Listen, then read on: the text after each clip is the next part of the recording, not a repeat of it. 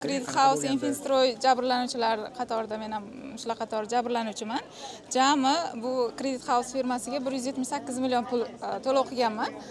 Boshlang'ich to'lovi, oyma-oy to'lov miqdori shu vaqtgacha faqat quruvchidagi 30%, masalan 178 million bo'lsa, 60 million faqat quruvchiga o'tkazilgan.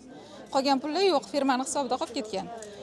O'sha 30%, ya'ni 60 million pulimizni urush janjal qilib, tergov vaqtida ancha ovora sarson bo'lib, o'sha Tashpo'latov Ichki ishlar vazirining qabullariga borib zo'rg'a olganmiz. Endi hozir sud tugadi. Jami 1700 tadan ziyodroq jabrlanuvchi, hattoki o'sha sudyaning o'zi ham 1 soat ichida o'qib tugata olmadi jabrlanuvchilarning ism familiyasini. Shunaqangi ko'p, haqiqatan ham jabrlanuvchilar, miqdor ham, zarar ham juda katta. Hozir sud jarayonidan bizda hayron bo'lgan, qoniqmagan tomonimiz shundaki, bularni 3 ta Credit House'ning mansabdor o'sha ayollariga 3 yil muddat sinov muddati beryapti, ya'ni zararni qoplash uchun.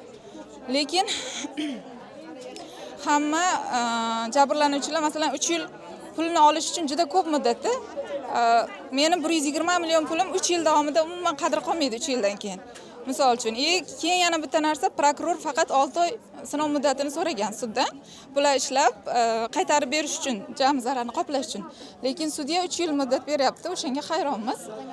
Biz kutgandik, kamroq hatto 1 yil muddat berib pulimizni qoplash, qanaqadir qonuniy choralar bilan qaror chiqarishini. Yana bitta narsa, sud davomida shu vaqtgacha masalan depozitga to'langan pullar miqdori ochiqlanmadi. Qancha pul borligini biz bilmaymiz, faqat aytayapti, hisob raqamida qancha pul bo'lsa, o'sha proporsional ravishda taqsimlanadi. O'sha narsani ochiqni aytish kerak edi sudda. Tergov vaqti ham aytilmagan, sud davomida ham bu narsa ochiqlanmadi. Bilmaymiz hozir pulimizni ola olamizmi yo'qmi.